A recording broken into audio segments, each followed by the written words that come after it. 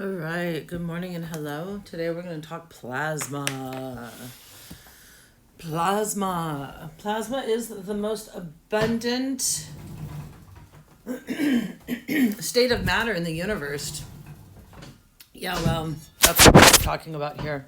So, plasma is the amber colored liquid that your blood cells flow through, that your formed elements are suspended in.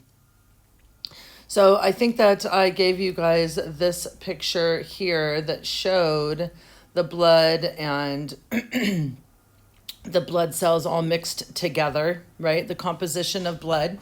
You have these formed elements, and those form elements are suspended in the plasma, okay? So at this point, you should know what a platelet is. Wow, did I skip platelets? You'll have to let me know if I skipped platelets. That's a quick thing, but maybe I didn't. Anyway, and then erythrocytes, right? Those are our red blood cells. Hopefully, at this point, you know that they carry oxygen and carbon dioxide. They're responsible for transporting gases in our blood. They have that biconcave shape to give it more surface area. They're like little donuts, so that way they can squeeze through the capillaries. And we're going to learn about sickle cell anemia, and the blood cells are disshaped. That's not a word. Are malformed and deformed, and they don't flow through the blood vessels like they should. So if they're not shaped the correct way, that's definitely a problem. Okay, so the erythrocytes again are the red blood cells. One thing that the book didn't mention that I found to be true is that red blood cells do stack. It's actually considered to be a problem. It's not really a benefit. And so it's not mentioned in our book in the place where it's talking about the shape of red blood cells. But it is true that red blood cells stack, and that causes a clotting problem. So anyway, we'll get to blood clotting when we talk about the physiology of blood as well. All right, and then the last thing that is a formed element that's going to be in our plasma are leukocytes. You should be able to recognize the leukocytes. And maybe you don't recognize every single one of them, but super important, you should recognize a lymphocyte. You should recognize a neutrophil. This would be an eosinophil.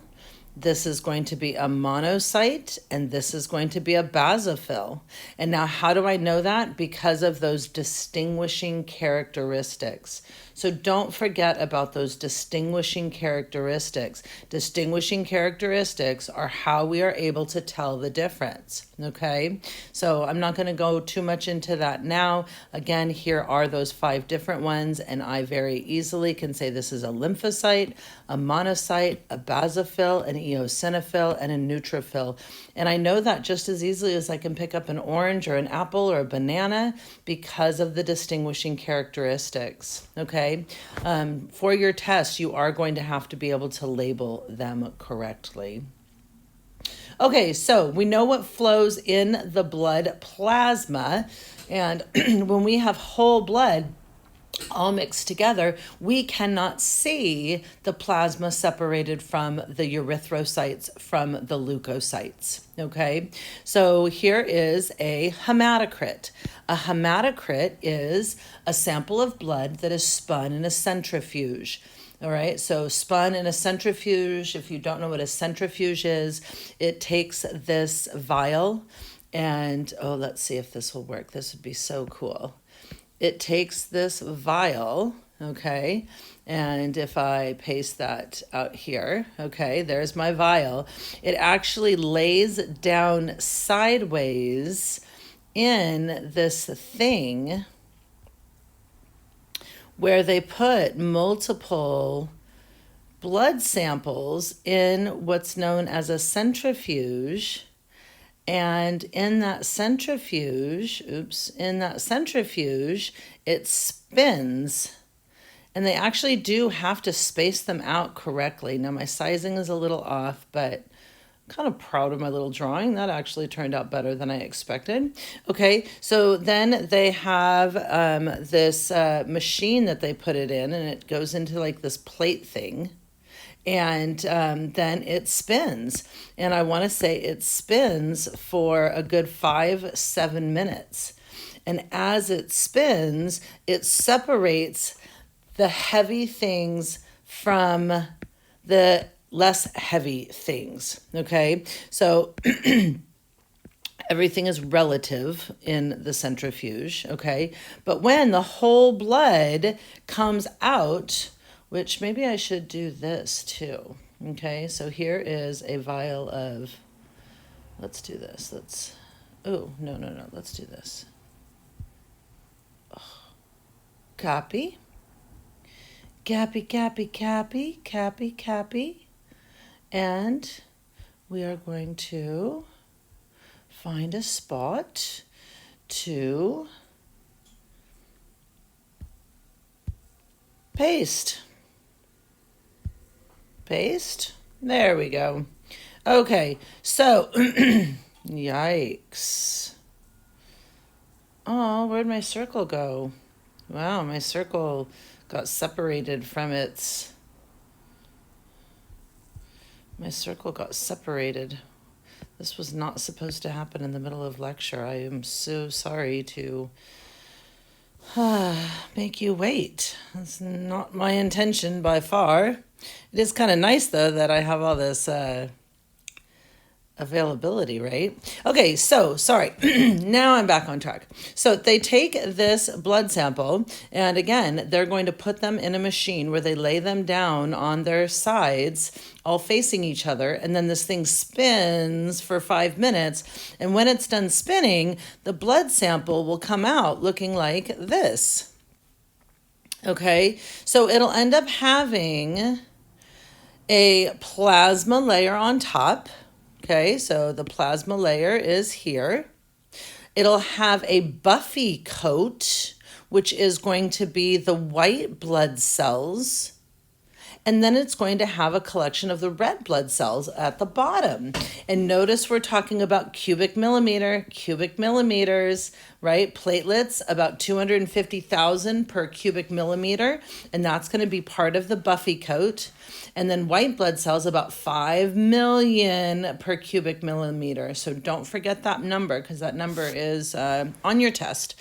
It is one of the things that you need to reproduce for me. Okay, so here I have the heavier elements at the bottom, and hopefully at this point you guys all know that the center of the hemoglobin molecule is an iron atom, and iron is what makes red blood cells heavier than the white blood cells. Okay, so they are going to sink to the bottom, and then you're going to have the white blood cells on top, and then the plasma at the top. Now, when we measure these things out, this is called a hematocrit. And if you go to the doctor and they test you for anemia, this is exactly what they're going to do. They're going to draw your blood. They're going to spin it. They are going to measure the percentage of your blood volume that is red blood cells and the percentage of your blood volume that's plasma. Okay, and then they can compare and find out, do we have the proper percentages? Okay, so your plasma is supposed to make up 55% of your blood volume. And I'm hoping that you recognize this picture, because your formed elements are the things that we've already learned about. And I'm hoping I didn't make the mistake and leave platelets out, because platelets are very important. I'm going to have to revisit that idea. But anyway. So today we're going to focus on plasma. The plasma is made up of solutes. Okay, so I don't know if you took a science class where you learned about solutes and solvents. A solute is something that is in a liquid. The liquid is known as the solvent. Okay, and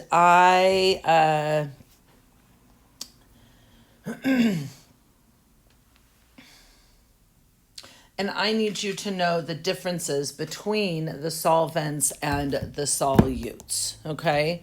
So, I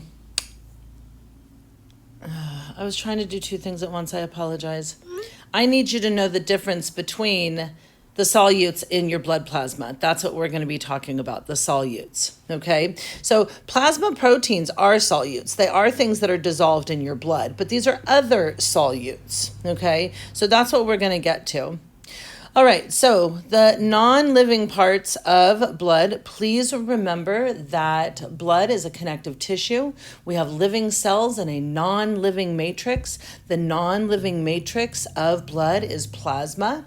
You also can hear it sometimes referred to as sera or the serum, okay?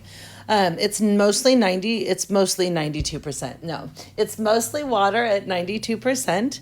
It is transparent, meaning you can see through it, and it's usually an amber color. Okay, so sometimes that amber color is lighter or darker depending on the composition of your solutes, the things that are in your blood. Now, plasma proteins are very important, and there's 3 of them.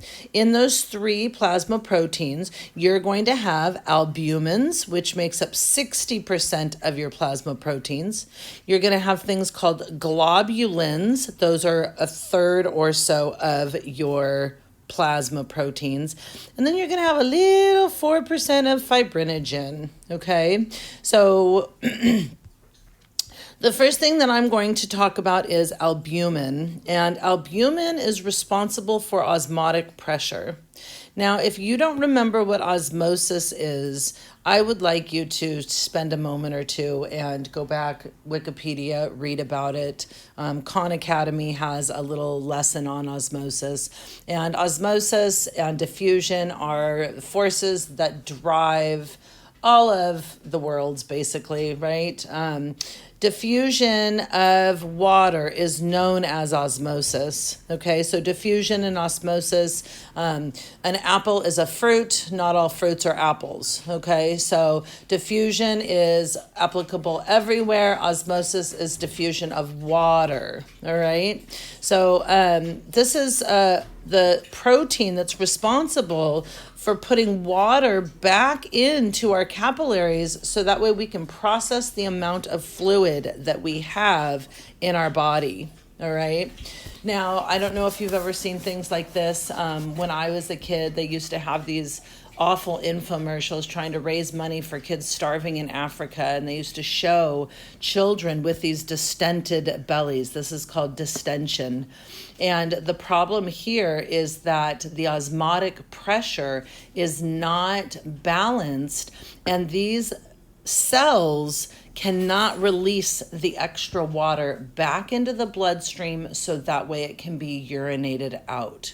So as these young people drink water, their body cannot balance that water out. And literally, if each of these children got a spoonful of protein, a spoonful of peanut butter, it would alleviate this problem. This is severe starvation being shown here, okay? So this is a really, really important concept. Your osmotic pressure is definitely super important, and I'm not going to go into any more than that. I just want you to understand how important it is, and that if you don't have albumin, you cannot regulate the amount of fluid in your blood, okay? So super important there.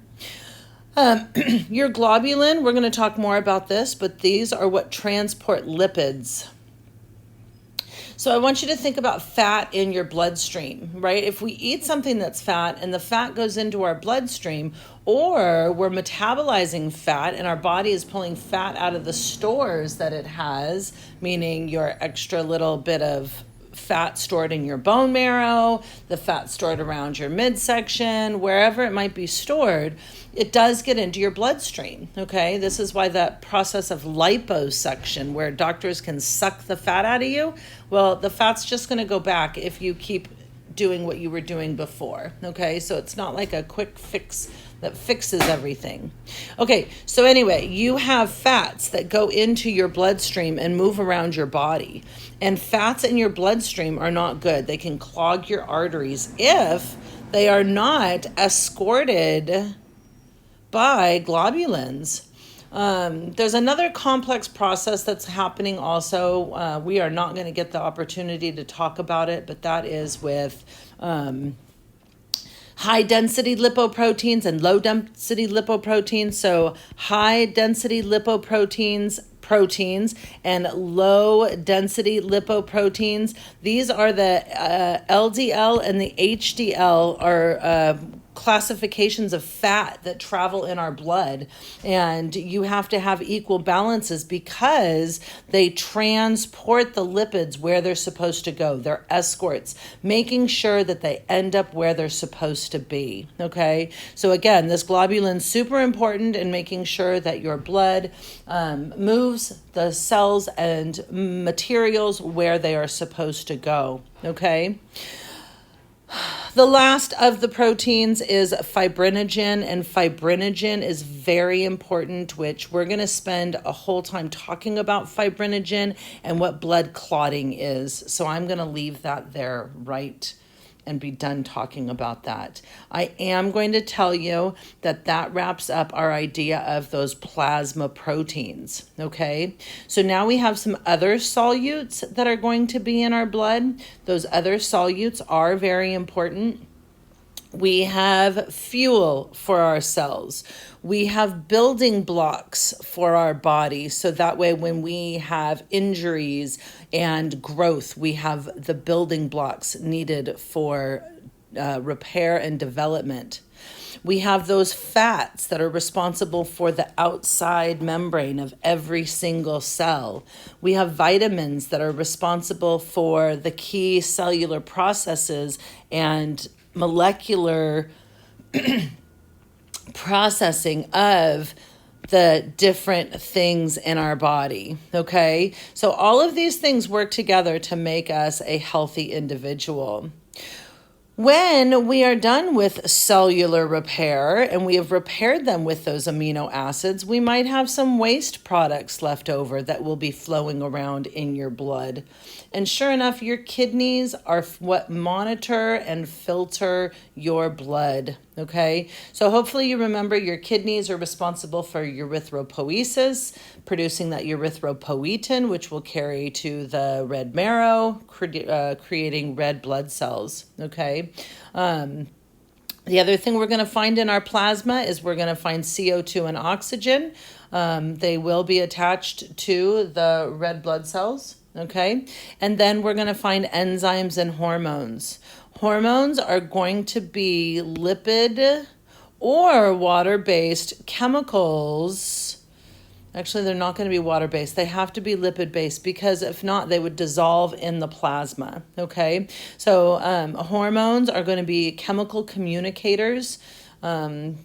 This is like the mail of your body, right? Erythropoietin is a hormone, and it leaves the kidneys and it finds its way to the bone marrow where it delivers a message, okay? And then enzymes, we haven't spent very much time talking about enzymes. Enzymes are very important. Hopefully you understand enzymes. Enzymes speed up chemical reactions. So your body can take two substances, and with the help of the enzyme, they can create a new substance. And then the enzyme releases product AB, and it can be used again. It can travel around and find another A and B.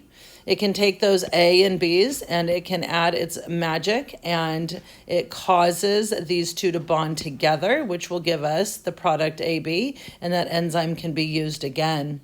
Enzymes are not infinite in use. They do at some point wear out. At that point, they would become waste materials and need to be either recycled, which lots of things in the body are recycled. An enzyme is going to be made out of an amino acid. So if an enzyme can be broken down because it's waste material, if the body needs those amino acids, it can hold on to them. And if it doesn't, it will process them and you will urinate out any waste materials that you might find. Okay, so that's it for plasma. Plasma is going to be solutes in your blood liquid. That blood liquid is mostly water, 92% water, Okay, you're then going to have solutes. Those solutes, look at the other solutes, is only 1%. 1% of the solutes in your blood are going to be all of these. 7% of the solutes in your blood are these. Okay, I'm sorry, I said that backwards. This makes up 7% of your plasma. This makes only 1% of your plasma. All right. So plasma, super important. You must have good plasma in order to function properly. We measure blood in a hematocrit. The hematocrit separates out the plasma and the red blood cells. This is also the test to find out if you are anemic. And I think that's all. I hope you guys bring questions to me. Have a great day. Thanks for watching.